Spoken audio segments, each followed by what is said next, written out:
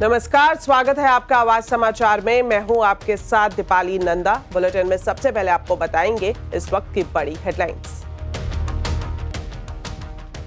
America के साथ भारत की ट्रेड डील का इंतजार जारी। ट्रंप का ऐलान, आज रात 7 देशों के नाम आएगी चिट्ठी। फार्मा पर 200% तो कॉपर पर 50% टैरिफ लगाने की चेतावनी।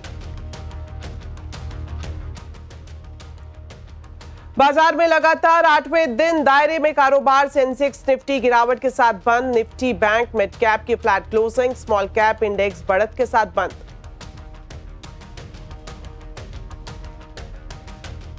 Short selling firm viceroy research की रिपोर्ट के बाद वेदांता करीब 4% टूटा। वाइसरॉय ने वेदांता पीएलसी पर आर्थिक सेहत पर उठाए सवाल। क्रेडिटर्स को चेताते हुए कहा, कर्ज की स्थिति है बेहद खतरनाक। वेदांता ने दी सफाई, कहा सभी आरोप निराधार।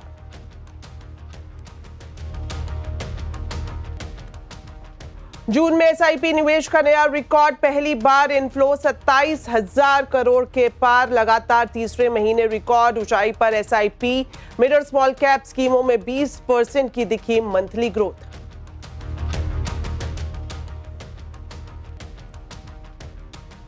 वोटर लिस्ट वेरिफिकेशन के विरोध में महागठबंधन के बिहार बंद के दौरान बवाल। कई जगह ट्रेनें रोकी, सड़कों पर आगजनी। पटना में राहुल गांधी और तेजस्वी यादव आए साथ।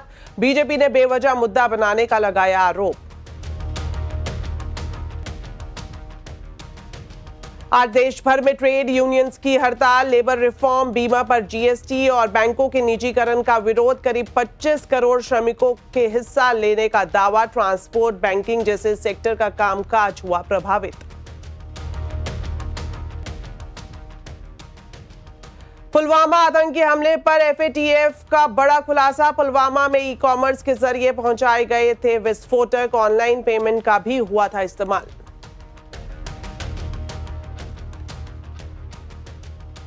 गुजरात में वडोदरा और आनंद को जोड़ने वाला पुल बीच से टूटा। कई गाड़ियां नदी में गिरी। 9 लोगों की मौत की खबर। महिसागर नदी पर रेस्क्यू ऑपरेशन जारी।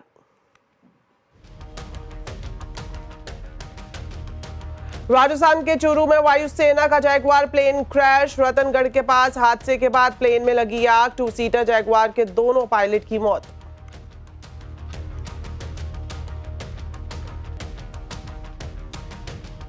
चलिए आज बुलेटिन की शुरुआत करेंगे बड़ी खबर के साथ, जो कि बिहार से आ रही है। बिहार में आज महागठबंधन ने चुनाव आयोग के वोटर लिस्ट वेरिफिकेशन के विरोध में बंद बुलाया। इस दौरान 7 शहरों में ट्रेनें रोकी गई और साथ ही 12 नेशनल हाईवे जाम किए गए। कांग्रेस सांसद राहुल गांधी भी विरोध में शामिल होने के लिए दिल्ली से पटना पहुंचे और विरोध रैली में शामिल हुए। उनके साथ तेजस्वी यादव और वीआईपी प्रमुख मुकेश साहनी भी शामिल हुए। राहुल गांधी और तेजस्वी यादव एक गाड़ी पर सवार होकर प्रदर्शन करते हुए चुनाव आयोग के ऑफिस के लिए निकले, लेकिन पुलिस ने सभी नेताओं को सचिवालय थाने के पास बैरिकेडिंग करके रोक दिया। उन्हें यहां से आगे जाने की अनुमति नहीं दी गई। दोनों नेताओं ने पटना से हुंकार भरते हुए चुनाव आयोग को चेतावनी दी।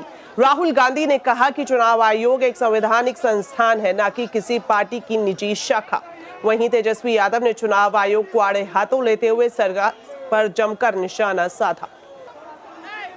गहराई में जाकर मैं नहीं बोलता हूं। मैं हिंदुस्तान की जनता को और बिहार की जनता को कह रहा हूं कि महाराष्ट्र का चुनाव चोरी किया गया था और जैसे महाराष्ट्र का चुनाव चोरी किया गया था, वैसे ही बिहार का चुनाव चोरी करने की कोशिश की जा रही है। देखिए, उन्हें पता लग गया कि हमने महाराष्ट्र मॉडल समझ लिया है, इसीलिए वो हम नया बिहार मॉडल लाए हैं।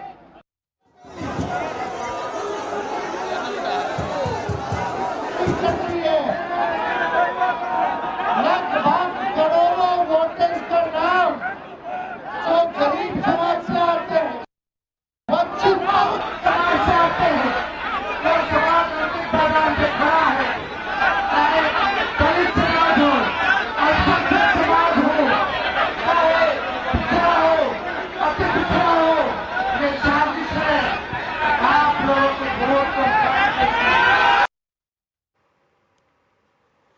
वहीं दूसरी तरफ बिहार में महागठबंधन के बंद को लेकर बीजेपी ने राहुल गांधी पर निशाना साधा। बीजेपी ने कहा कि ये लोग पिकनिक मनाने के लिए पटना पहुंचे हैं, इनको बिहार की जनता से कोई लेना देना नहीं है।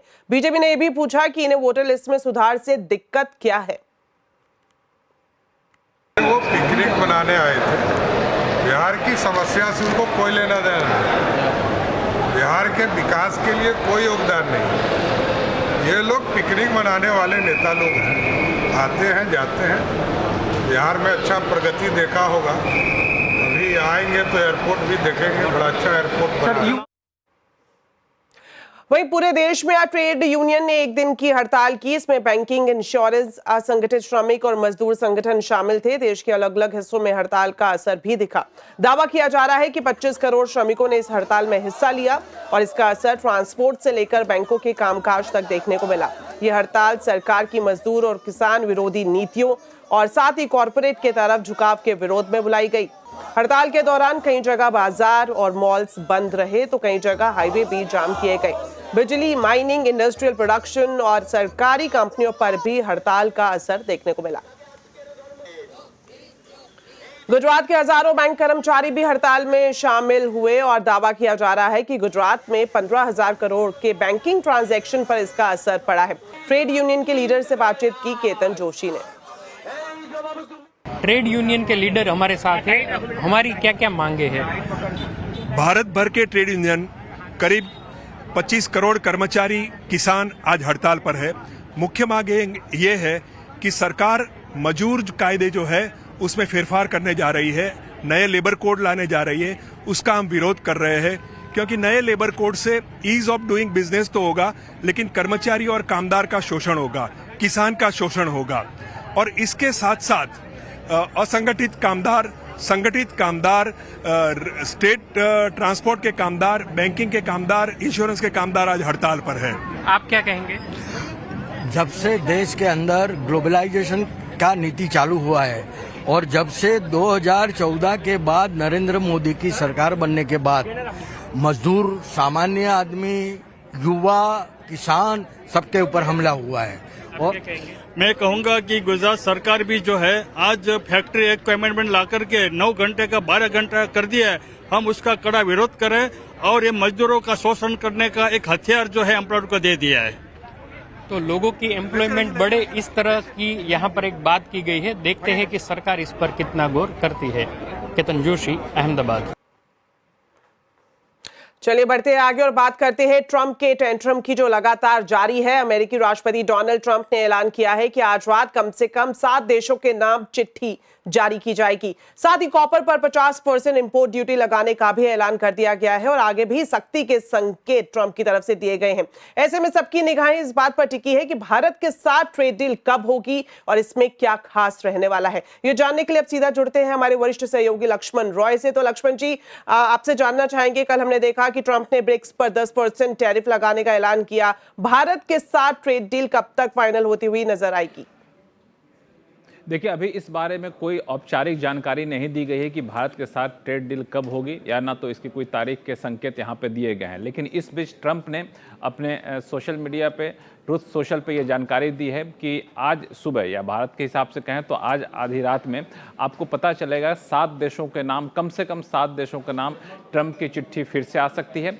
ये वो 7 देश होंगे जिनके साथ कारोबार के लिहाज से वो चिट्ठी आएगी और आगे चलकर दिन भर में और भी चिट्ठियां जारी की जा सकती हैं। यानी आज रात से देखेंगे कई सारे देशों के साथ चिट्ठी आ सकती है जिसमें बताया जाए किस देश के साथ कितना ड्यूटी यूएस वहां पे लगाएगा। लेकिन ट्रंप ने 2-3 बातें और काफ़ी महत्वपूर्ण कही है।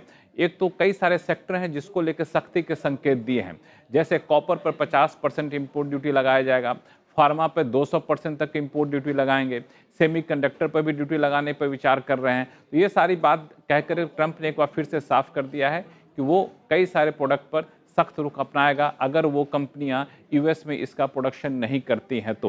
हालांकि कंपनियों को 12 से 18 महीने तक का समय दिया जाएगा ताकि नए माहौल, नई ड्यूटी के हिसाब से अपने आप को ढाल सके। और एक जो आलोचना बार बार हो रही थी कि इंपोर्ट ड्यूटी बढ़ने से यूएस में महंगाई काफ़ी ज़्यादा बढ़ रही है, तो रिपोर्ट का हवाला देते हुए ये कहा गया है कि कहीं भी महंगाई नहीं बढ़े इस ड्यूटी की वजह से। और अब सबकी निगाहें इस बात पर टिकी हैं कि अब चिट्ठियाँ आती हैं उसमें क्या नाम होता है, किस देश का नाम होता है और वहाँ पे यूएस क्या रुख अपनाता है। जी शुक्रिया लक्ष्मण जी इस पूरी जानकारी के लिए। तो ब्रिक्स देशों पर ट्रंप ने अलग से 10% टैरिफ लगा दिया है। ऐसे में बड़ा सवाल यह है कि क्या ब्रिक्स से ट्रंप डर रहे हैं या ब्रिक्स को डरा रहे हैं। आवाज अड्डा में आज हम इसी बड़ी खास चर्चा करेंगे, क्यों डर गए ट्रंप। शाम 7:57 पर जरूर देखिए।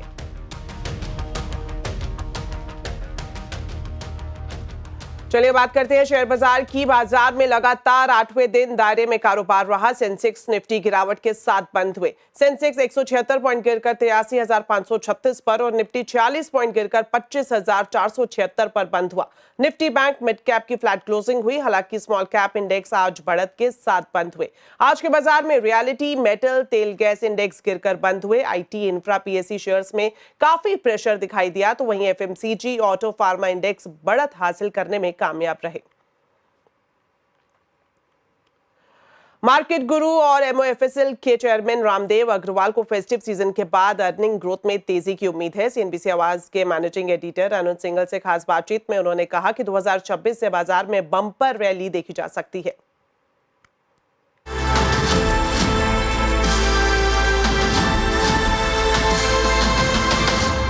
रामदेव सर, एक और जो चीज़ हमने डिस्कस की थी, मार्केट की एक बहुत बड़ी होप थी कि अर्निंग सीजन में फाइनली रिकवरी आएगी। आई थिंक आपने और मैंने जब बात की तो आपने कहा था कि थोड़े शायद ग्रीन शूट Q4 से दिखने शुरू हों, लेकिन असली रिकवरी Q1 से आएगी। अब तक जो क्वार्टरली अपडेट्स आए हैं उसको देखकर ऐसा लग रहा है क्या कि रिकवरी की कुछ शुरुआत हुई है? See, as far as the announcements are concerned, I think RBI in the credit flow, I think RBI has the maximum role to play at this point of time because the credit has been constrained in last 12 months and they have opened the kind of gates for credit expansion. And even the FM has come and said that banks should be nudged to encourage them to lend. So have they removed all the hurdles in credit expansion? At an individual banks level or Indian NBFC level, who are the main agency of distribution. So that my sense is that attitude is that the credit growth, which is about 8-9%, must go back to 13, 14, 15%. So that impact, because as much credit you give, as much demand comes. Say a house, if you don't borrow, if I can't get 50 lakhs, then I'll not buy the house. And if I don't buy the house, then all the underlying trickle down will not happen. So I think I saw one data that last month, the total housing loan growth is only 2.5%. This is crazy. I mean, there's no dearth of housing demand. So obviously something has gone wrong in terms of affordability and the rate and so I think ये सब correct होगा भी. So and I think in second, the momentum in credit offtake will happen. मेरे को लगता है कि in busy season, which is about September, October. Once this monsoon thing is over, तो वहाँ से फिर आपको लग रहा है कि हाँ बिजी सीजन जो चालू होगा दिवाली दशहरा, उसमें से आपको मालूम पड़ना चाहिए कि I mean you will get to see in monthly numbers, high frequency numbers in e-way bill has also contracted now. So finally that is the most authentic number that has also showing slowdown. So I think we are at the bottom of the slowdown and यहाँ से मेरे ख्याल से सुधरना चाहिए. अब वो 3 महीने में होगा, 6 महीने होगा, पार्टी कब चालू होगी ये नहीं मालूम, लेकिन मेरे को लगता है Jan, Feb, March should be a party.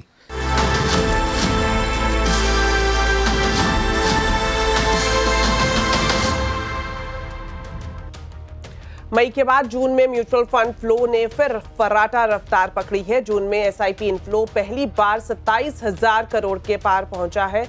जून में कैसा रहा म्यूचुअल फंड इनफ्लो, और साथ ही साथ आपको बता दें कि ये जो पूरा एपिसोड है आप देख सकते हैं आज शाम 7:27 पर मार्केट में पैसे बनाने का राम मंत्र। तो जरूर देखिए हमारा ये स्पेशल प्रोग्राम।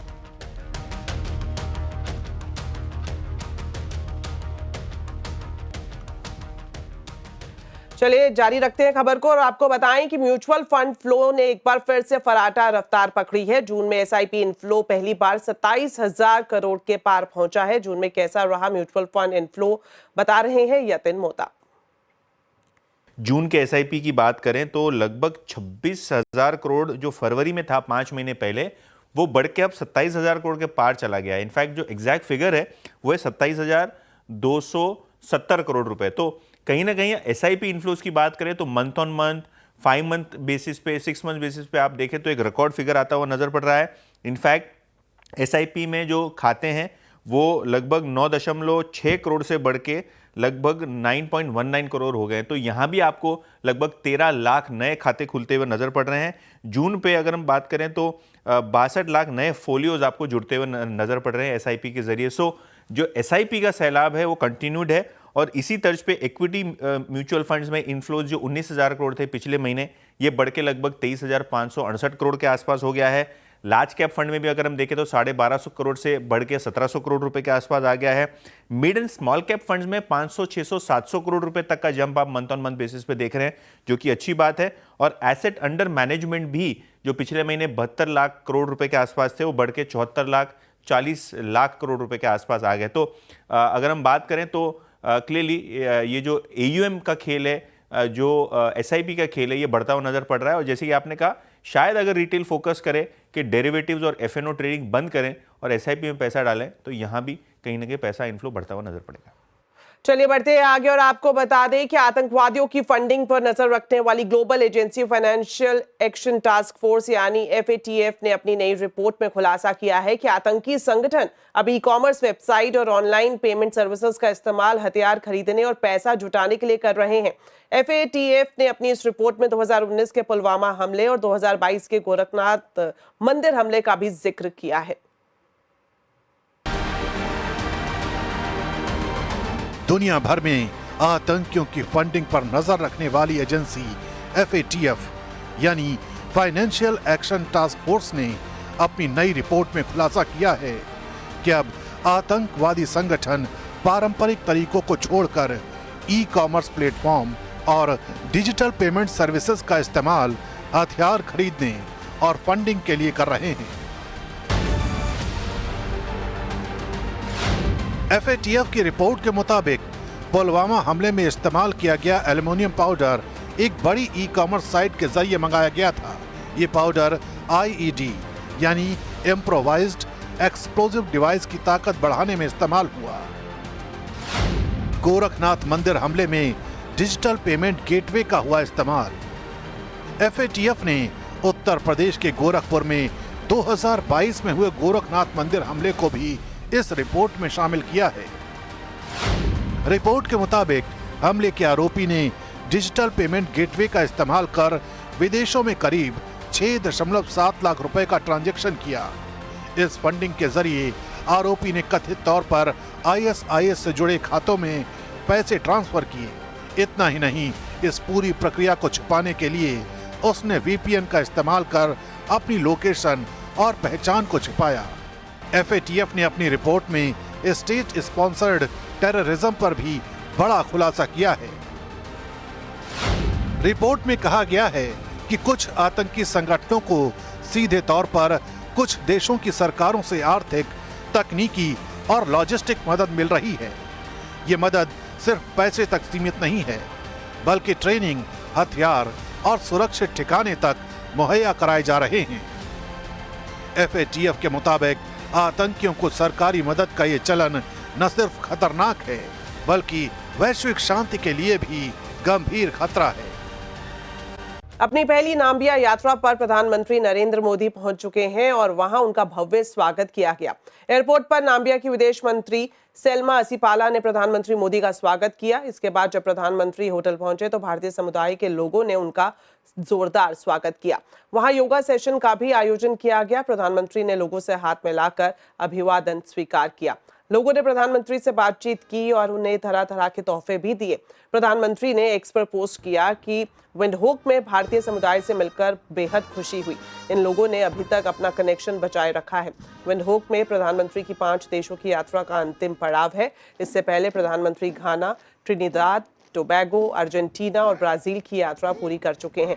ब्राजील में प्रधानमंत्री नरेंद्र मोदी को देश के सर्वोच्च नागरिक सम्मान national order of the southern cross से नवाजा गया। ब्राजील के साथ भारत ने UPI, कृषि, पर्यावरण और व्यापार को लेकर कई अहम समझौतों पर हस्ताक्षर भी किए हैं। खबर गुजरात के वडोदरा में, जहां पर बड़ा हादसा हुआ है। वडोदरा में महिसागर नदी पर बना 45 साल पुराना पुल बीच से टूट गया। हादसे के समय पुल से गुजर रहे 2 ट्रक, 2 कार और 1 रिक्शा नदी में गिर गए। इसके अलावा एक टैंकर टूटे पुल पर फंस गया। इस दर्दनाक हादसे में अब तक 9 लोगों की मौत हो चुकी है, जबकि 8 लोगों को स्थानीय लोगों ने सुरक्षित बाहर निकाला है। फायर ब्रिगेड की टीम रेस्क्यू ऑपरेशन कर रही है। साथ ही साथ यह पुल मध्य गुजरात को सौराष्ट्र से जोड़ता है और जिसके टूटने से क्षेत्र में आवागमन बाधित हो पाया है। प्रशासन ने हादसे की जांच शुरू कर दी है और प्रभावित लोगों को मदद पहुंचाई जा रही है। वडोदरा हादसे पर प्रधानमंत्री नरेंद्र मोदी ने दुख जताया है और मृतकों के परिजनों को 2-2 लाख रुपए, जबकि घायलों को 50,000 रुपए आर्थिक मदद की घोषणा की है। वहीं गुजरात के मुख्यमंत्री भूपेंद्र पटेल ने हादसे की जांच के आदेश दे दिए हैं। इंजीनियरों की एक टीम को इस हादसे की जांच का जिम्मा सौंपा गया है। को मिला कि ब्रिज के बीच में से 10 से 15 मिनट का जो स्लैब है वो टूट के गिर गया था। ब्रिज पे उसमें 2 वाहन थे, वो भी वहाँ पे फंसे रहे और जो ब्रिज के ऊपर 2 ट्रक, 2 पिकअप और 1 रिक्शा वो नीचे गिर के नदी में आ गए थे। 9 जितने लोगों को रेस्क्यू किया गया है, उसमें से 5 को SSG हॉस्पिटल रेफर किया गया। जो रेस्क्यू किए गए लोग हैं उसमें किसी की भी हालत गंभीर नहीं है। अभी ट्रैफिक को सिंध रोड ब्रिज से होकर डाइवर्ट किया गया है, बट वो भी just for light vehicles. Heavy commercial vehicle को अभी वहाँ से जाने की मनाही नहीं, क्योंकि उस वहाँ की भी परिस्थिति बहुत अच्छी नहीं है और वो ट्रैफिक को हम लोग थ्रू हाईवे डाइवर्ट करेंगे। वहीं दूसरी तरफ राजस्थान के चूरू में भारतीय वायुसेना का जैगवार फाइटर जेट क्रैश हो गया। इस हादसे में विमान के पायलट और को पायलट दोनों की मौके पर मौत हो गई। दोनों के शव बरामद किए जा चुके हैं। मौके पर फाइटर जेट का मलबा बिखरा पड़ा है। जानकारी के मुताबिक पिछले 5 महीने में तीसरा जैगवार हादसे का शिकार हुआ है। दुनिया भारत को एनर्जी लीडर के तौर पर देखना चाहती है, कहना है देश के ऊर्जा मंत्री मनोहर लाल खट्टर का। उन्होंने कहा कि इस साल के अंत तक देश की पावर कैपेसिटी का 50% रिन्यूएबल एनर्जी से आएगा। इस अचीवमेंट में हमने अभी तक जो हमारा टोटल 472 गीगावाट का जो इस समय जनरेशन हो रही है, उसके अंदर लगभग 50%, बहुत शॉर्ट देन 50% हम पहुंचे हैं। By the end of this year हम 50% मार्क को क्रॉस कर जाएंगे। तो इसी के साथ बुलेटिन में इतना ही, लेकिन जाने से